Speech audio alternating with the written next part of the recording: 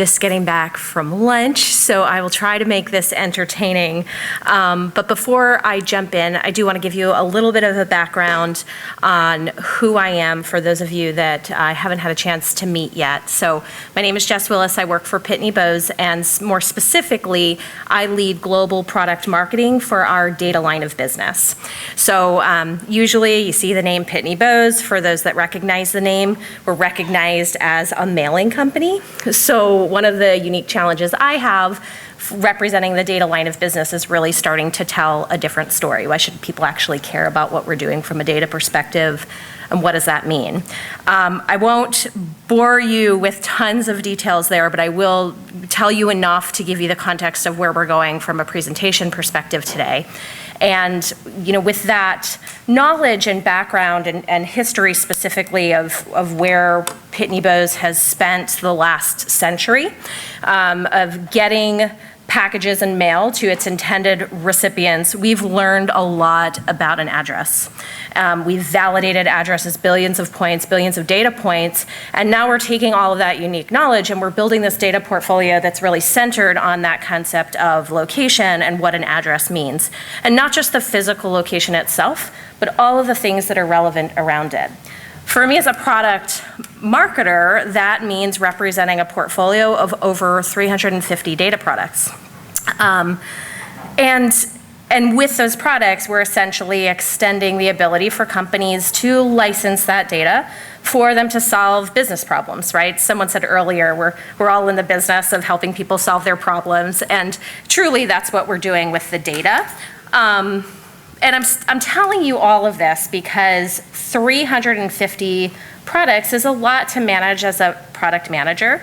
It's a lot to manage in kind of the startup function of our business with limited resources and limited support.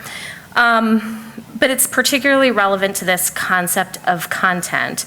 And so that's where I want to jump in with you today and talk through just a problem that we were having, a problem that we needed to solve. To be really transparent with you, probably tell you more than I should about some of the pain points there and how we worked through solving that content issue, but most importantly, how we started getting our CEO and just the C-suite in general to really start recognizing the value of content in our marketing mix and how we did that, with the goal in 20 minutes or less to give you some things that you can be thinking about if it does happen that you are playing some role in content creation and building that strategy, which, as a quick show of hands, how many of you are somehow involved in content creation in your organization? Wow, that is very telling. Okay, the future is bright. There is a path forward. So let's jump right in with our problem. If we can get to it here. Everybody tells you content is king, right? In reality, though, this is a little bit more what it looks like. So it's constant chaos. How many can appreciate the fact that people all over your organization are creating content? Yeah, I know there is more than one of you that's raising your hand. I'll give that up to lunch. But truly, people from all over are creating content, and from a product marketing perspective, this is no different in a big organization like ours. Primarily around product content, the main players tend to be product marketing, product management, pre-sales. You have some folks now on the sales enablement side building this content. And so there's no shortage of things being created. There's no shortage of places that this information lives. But in reality, it's not always very different from the last time it was created, right? It's just some modification of something that already existed before. And so you can see in these, dark gray boxes, if you could make your way through the crazy arrows, that the types of things we're creating, not really all that new and exciting. It's the traditional things that sales, that partners, and that our other internal stakeholders are asking us for. Where do I find product content to put into my sales presentation? What's the most compelling use case that everybody needs to know about today, and how does the data map back to that? Where can I find product statistics, things that would be interesting to the people that I'm talking to? And so we had to come up with something that would allow them to have this single source of content. So about 2 years ago, when we started to stand up the line of business, we created something that we call the data guidebook, but really we could call FUD, right? It was something that the sales organizations could throw at someone and say, here is everything you need to know about our 350 data products, please buy today, right? Like just the one single repository of information they can go to. Now we all know as marketers, that's not the approach that we want to take, right? We want to customize that experience. We want to map, the specific product to the customer use case. But in reality, our sales organization needed a place to start. So this is what was created. The problem with it was a static PDF. It was over 200 pages. There were so many SMEs, product managers, product marketers involved in the creation and truly in the updates of this that it became really cumbersome. Still expensive. We were actually producing this. Our creative services couldn't take on the project at the time, so we had to outsource it. So the agency fees associated, not only with the creation, but with the regular updates of this got pretty overwhelming pretty quickly. And there was really low visibility into how people were using this. So the things we could tell were our sales organization was engaging with it. It's the single most downloaded sales asset in our company. We could tell that customers and prospects were engaging with it. We have a place where it lives that requires a single sign-on, where you can go and you can download this massive document and have this living on your desktop for all of time. The problem is the moment you download it, it becomes obsolete because with 350 products, as you can imagine, every time there's a release or update, this gets out of date very quickly. So we had some problems to solve. The model wasn't working. And when we looked at the actual impact on revenue, we just didn't have the visibility. At the time, we were working with a few different agencies on different types of interactive content, totally separate from this project. So we were taking big thought leadership assets, white papers, et cetera, and trying to find ways to use interactive to make those pieces of content more snackable. And when we took a step back from this project, we said, how can we start to incorporate those same ideas into something like this? And we looked at more of a scalable content infrastructure. And as a quick aside, in addition to solving this problem, we were also trying to solve a larger problem around content management as a whole and moving the company towards more of a component content management system and selling the need for that. So I'm giving you a very, isolated view of some of this project when in reality there were bigger discussions going on and stakeholders that we needed to involve in the continued investment in content. So whereas, traditionally if we were looking at this, you should never really look at your content isolated, but if we were, we probably wouldn't have taken it as far as we did in deconstructing the business case. But what we wanted to prove out was where was the actual impact on revenue?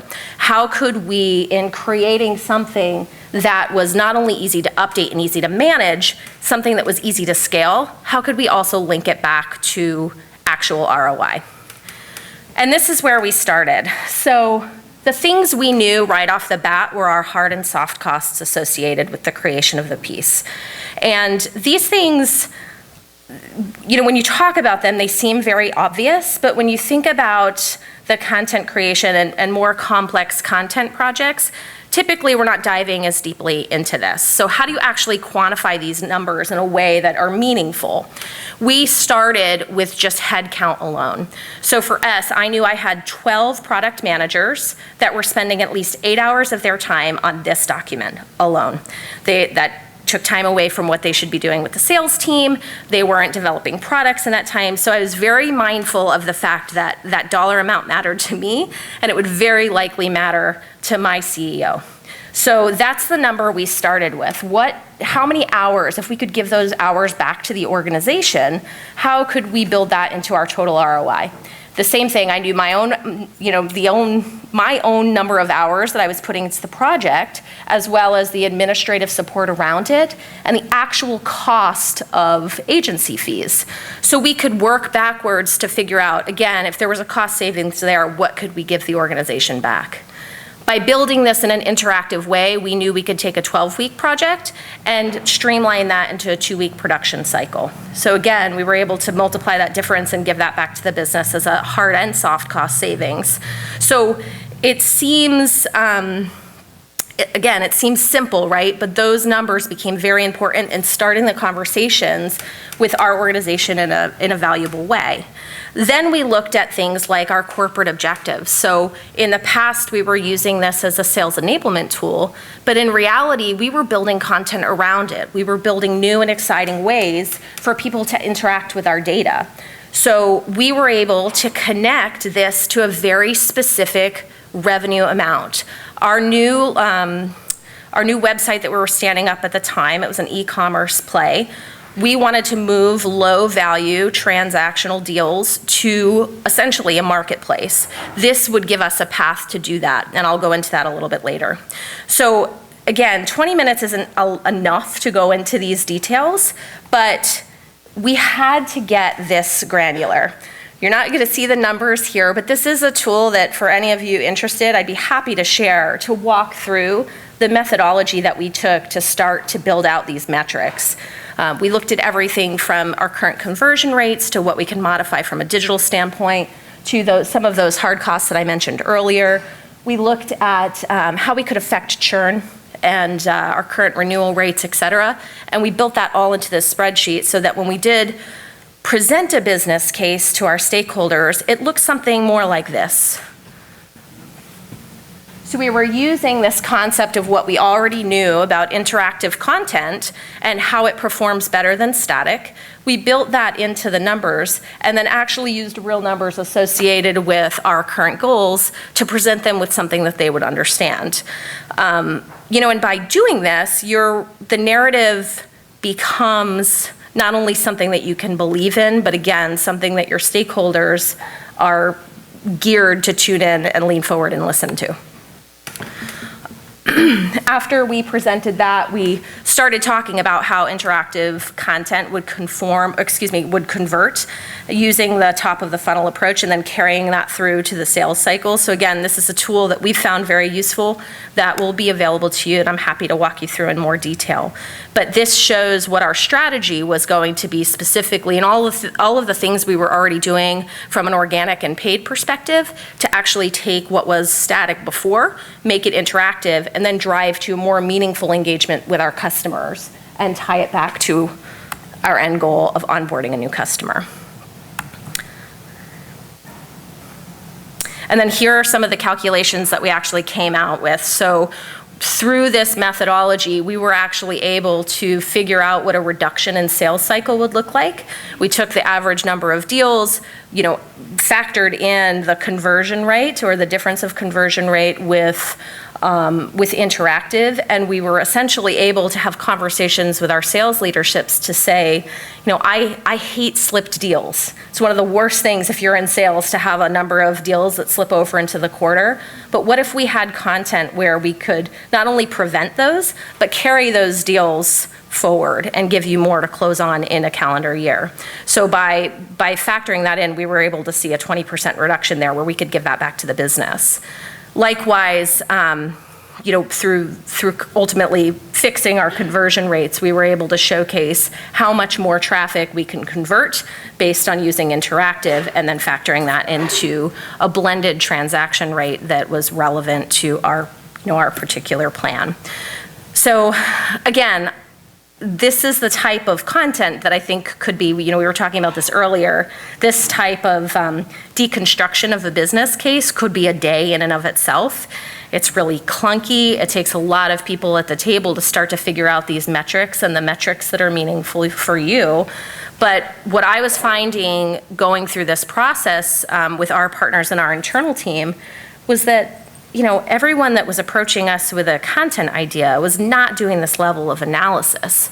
And rightly so, right? We don't have time usually to stop and to really, spend the amount of time it takes, I think, to do this meaningfully.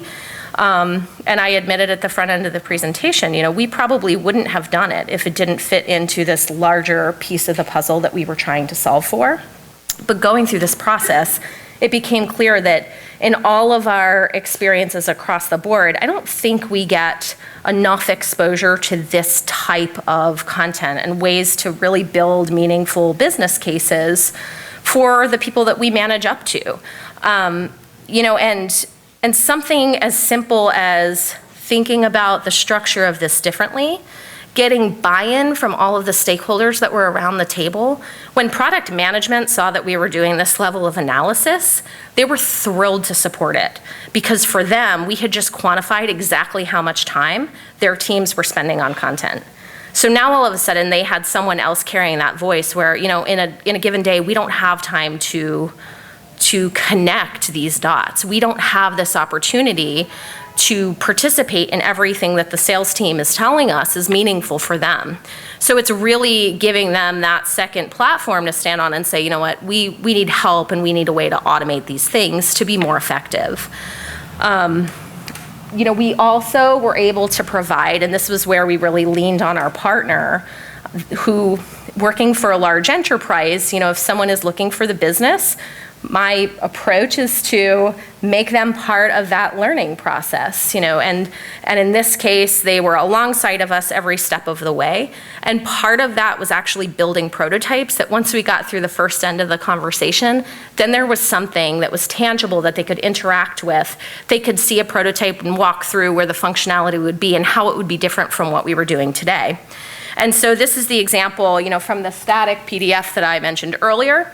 We built this web interface.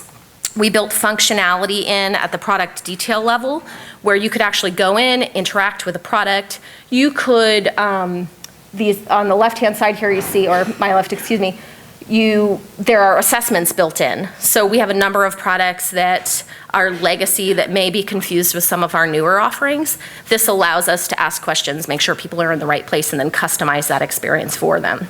And all the while we're learning, we can take that information, and if someone doesn't follow the CTA, they could go into essentially that very targeted retargeting program where we can customize the content that they're being served on their journey, both from a product perspective and then thematically. So that could be, at the industry level, et cetera.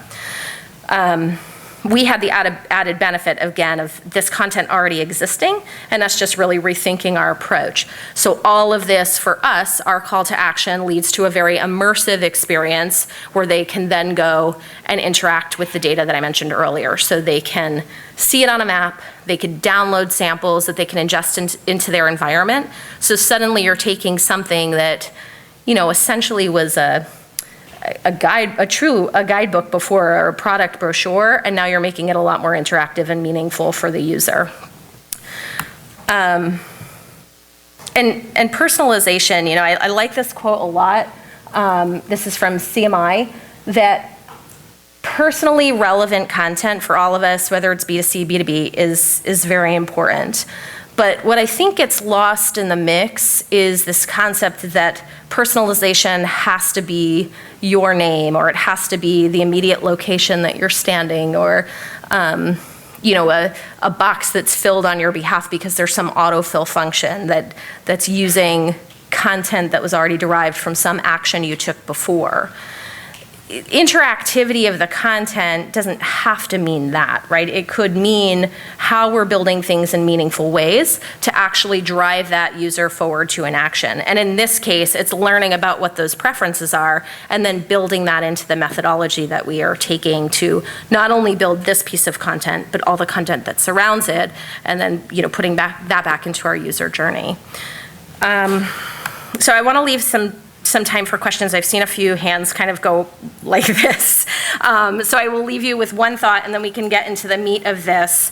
When you really start to get frustrated that people in general don't care about your content, just remember that there is very good reason for it. There is crappy content everywhere, and it is our job to make this more meaningful, help folks understand, but truly to build the business cases that help us move forward. So, thank you, Jessica. Round of applause for Jessica, and then we'll take some questions. Hello. That was a great presentation. I love that. One quick question. I was curious about the rollout with sales, kind of going from the more static data guidebook that you showed into this more, this amazing interactive experience. How did you guys kind of talk about that shift? 'Cause that's a pretty substantial shift. It's pretty interesting. So we're still in it. We had to make them stakeholders on the front end of the project. So the wouldn't it be nices came very early in our process, and we tried to seed some of that, some of what we wanted to do into the things that hopefully they would repeat back to us that they wanted to see. Like, wouldn't it be nice if you didn't have to have this whole separate briefcase just to hold this like 200-page thing, right? So, I say that in jest, but truly having them as part of the editorial board, not just for this, but in general on the front end, really goes a long way. And then trying to put things in a universe around it, just like we do as marketers in general, so that they're reading something that's not coming from me, saying that, wow, it is actually valuable for me to be able to see what someone's doing with this. I didn't mention one of the things that we built in is the ability to actually live send from any page that you're looking. And I think I can show you what that looks like. So you can see if you're looking at this Street Pro page, you can directly send this to yourself that, it opens up the link for this. This actually, part of the methodology here was we didn't want to create product sheets anymore, individual product sheets for all 350 products. So we created this in a way that when you print screen it, it does truly look like a Pitney Bowes template, and it reduces even more. That was not built into our original calculation, but it is an additional value back to the business where now you have, you don't have that spin-off of activity on product-related content. And that's the kind of stuff it does take, shifting the way that sales is thinking about those resources. The selling point for that was, but wouldn't it be nice if you could tell when they opened it? They received it, they opened it, and then you could see if they interacted again with the guidebook. So, yeah. Hi. So I'm a little bit in love because this is just amazing. Awesome. So that was great to see. So you're in a large established company. For those of us who are in smaller companies or startups, maybe even someone who is needing to stand up product marketing and content marketing from scratch, what are your thoughts on lessons learned from your experience that apply there? Yeah, I'd say, so it's always so hard because I am in a large organization, but I'm in the group that definitely has that startup mentality, and in some respects, the startup budget. So leaning on developing relationships with and then leaning on the partners that we're working on has become really key. I had to be pretty vulnerable in the discussions I was having under NDA with the contractors that ultimately we were, selecting from, to first admit that we really had a problem and to let them see some of the ugly stuff, like that second slide, right? It was conversations like that really drove us forward, and they were just as much as a part of that editorial team as anyone else. And I actually feel bad, I haven't said who that is. We worked with Scribble Interactive, and Ion Interactive and Scribble Live on this project, and they were absolutely, and continue to be very strong partners in the mix. I have no affiliation with the organization, I was not paid to say that, but again, I think that's what the true partnership is about. That's the first piece, and then I think being open and flexible to what you may learn that you didn't think going in. So, as sort of the helm of the ship, I guess, just making sure that you yourself are adaptable to learning as you go and making those modifications. Yeah, first off, also wanted to thank you. Similarly in love, it was Awesome. Really brought a lot of amazing things together, including how you transform something that already exists. I thought it was a great example. My question is really around, my company is relatively small. We have a relatively complex business, and I find myself in the position a lot of evaluating and comparing business cases to help our company decide which things to do and which not to do. And this is a very practical question, and I don't know how much you're willing and able to share, but on your slide, you talked about not just the operational efficiency that was very easy to quantify in terms of people's time, but you actually had a lot of really great statistics on the positive impact on sales and marketing of transitioning to this new model. Was like a 20% reduction in sales time and a 1% reduction in churn. Yeah. If you're able at all to talk about how you came up with those numbers and how you defended them. Yes, for sure. And I'm glad you asked the question, because I should have made the point earlier that if you can't defend them, it's not the right presentation to give, right? Because the folks that will start to lean in will absolutely lean into those numbers. So with the sales cycle specifically, we were able to look at our average sales cycle for data is about 9 months. So we took that calculation specifically and then looked at our current conversion rates, what conversion rates of interactive content would be, and then kind of factored that into ultimately a reduction. And it's a little hard when I can't show you the numbers, but that's how we came up with the number itself.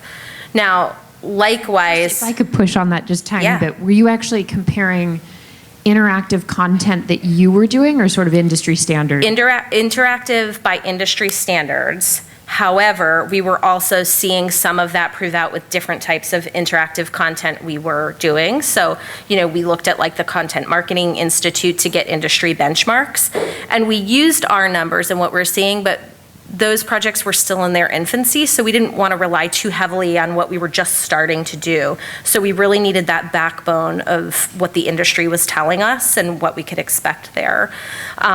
Likewise, we had to really think through what our current sales cycle looks like, but then also essentially this new e-commerce platform that we stood up. So there was a lot that we didn't know there yet.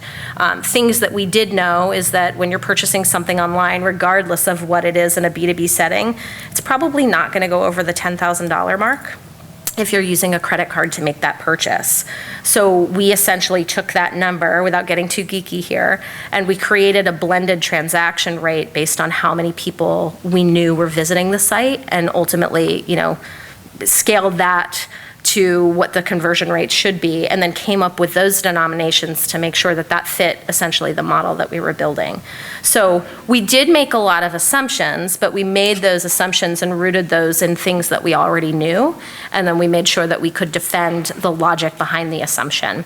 And I've had a few instances now where either our CEO or our CMO will call me direct on the way to present on what we're doing and say, like, let me just get up to speed on your logic again so I can make sure that we have it. And so it was really important for us to know how those numbers factored into the assumptions, how we could stand by them, and then how we would modify that. If something shifted and at what frequency do we come back to this plan? Because I think a lot of times you're sort of setting it and forgetting it, right? But because so much of this is new, we have to really hold ourselves accountable to coming back and, just logically looking at the decisions we made and how that's impacting future decisions as well. So, great questions. Hi, I'm in the corner back here. Hi. So I just had a question on, so you're creating this content, it's interactive, it's giving customers a view into what you do and giving them a really good idea of that.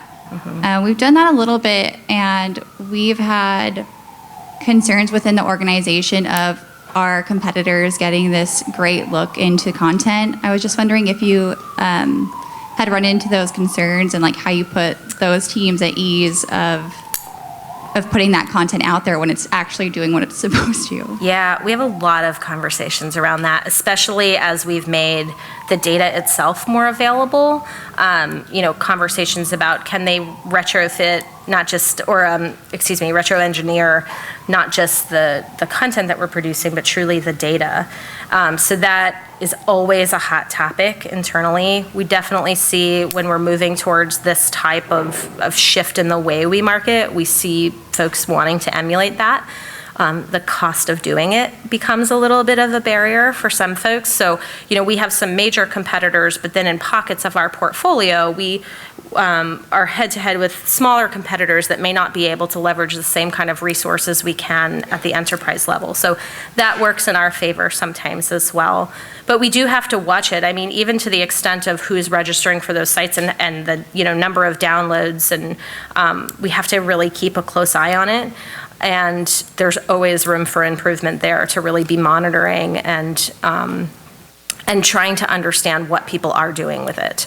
One thing that we've done to kind of get around it, at least from the way the data itself that we're exposing, we're only doing that in certain geographies. So that helps a lot. Having this be interactive too, we can start to collect more data on the users, and that ultimately feeds into that process of monitoring it as well. But it's a real concern. You have to have that built into your plan. Great, thank you so much. Yeah, happy to Thank do you, it. Jessica.